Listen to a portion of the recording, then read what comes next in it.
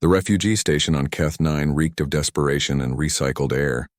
Rin Hale stood in yet another queue, his small human frame dwarfed by the towering Kryn warriors and the crystalline Vexilla, who glittered under the station's harsh lights. At 12 years old, he had learned to make himself small, to avoid the contemptuous gazes that followed him wherever he went. Next, the intake officer called, her 4 eyes barely glancing up from her data pad. Rin stepped forward, his worn shoes scuffing against the metal floor. "I'm here for refugee placement," he said quietly. The officer's antennae twitched. "Species?" "Human." The word hung in the air like a curse. Her eyes finally lifted to meet his, and Rin saw the familiar flicker of disdain. Humans were known across the galaxy now, known for the war they'd started, the colonies they'd destroyed, the treaty they'd broken. It didn't matter that Rin had been just a child when Earth's government had made those choices. It didn't matter that his parents had died opposing those very decisions, I see. The officer's mandibles clicked together. "Unfortunately, all our human-compatible housing has been allocated." It was the 7th refuge to turn him away in as many weeks. Rin didn't argue. He simply nodded, turned, and walked back toward the station's lower levels where the forgotten and forsaken gathered.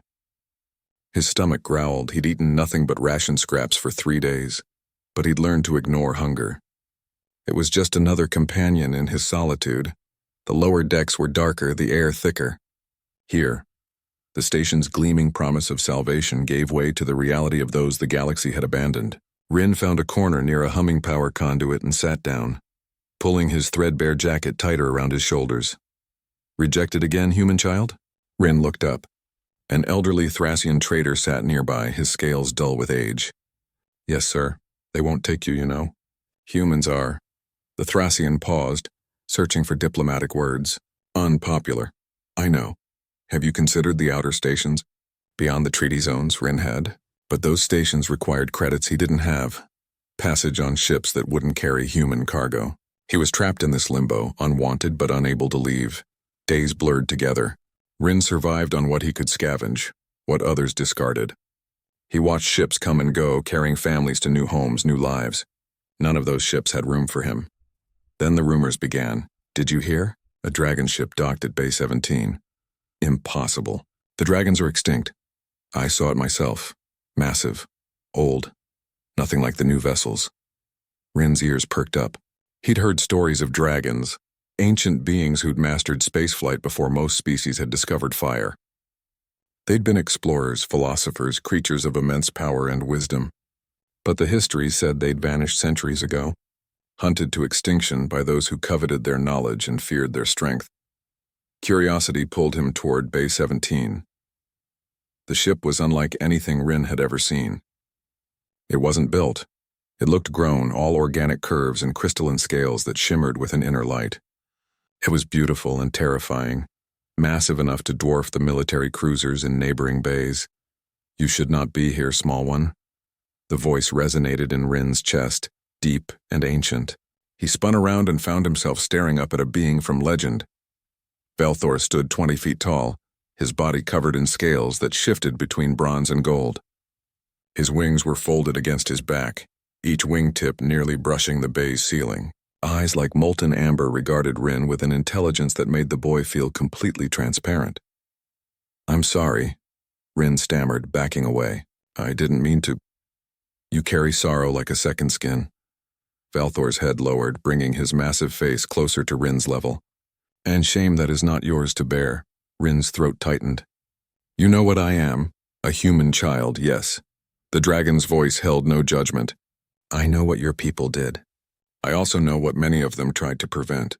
Your parents among them." Rin's eyes widened. "How could you possibly—" "I am old young Rin Hale. I was there when your mother spoke before the Galactic Council pleading for peace. I saw your father's fleet refuse orders to fire on civilian colonies. I watched them die for their principles while their government branded them traitors." Tears Rin had held back for months suddenly broke free. "Then you know why no one will take me. Why they all see me as someone else's sins made flesh?" Valthor's tail swished slowly. "Yes, I know this burden well. My people were hunted because others feared what we might become. They saw in us a threat that existed only in their imaginations. By the time they realized their error, only I remained." "I'm sorry," Rin whispered. As am I. The dragon was quiet for a moment. Tell me, child, do you have anywhere to go? Rin shook his head. Then I offer you a choice. Valthor extended one massive wing, creating a shelter of scales and membrane. You may stay here in this place that rejects you, surviving on scraps and contempt. Or you may come with me. I cannot promise you safety or comfort. The galaxy is vast and often cruel, but I can promise you will never again be alone. I can promise you family. Rin stared up at the dragon, at the wing extended in protection and invitation. Every authority figure in his life had told him that humans were unwelcome, that he should be grateful for whatever scraps of mercy he received. Every refuge had closed its doors, but here was the last dragon, offering what no one else would. Why? Rin asked. Why help me? Valthor's eyes softened. Because I remember what it is to be the last of your kind. Because your parents died with honor, and you deserve better than to be punished for their courage. Because... The dragon paused.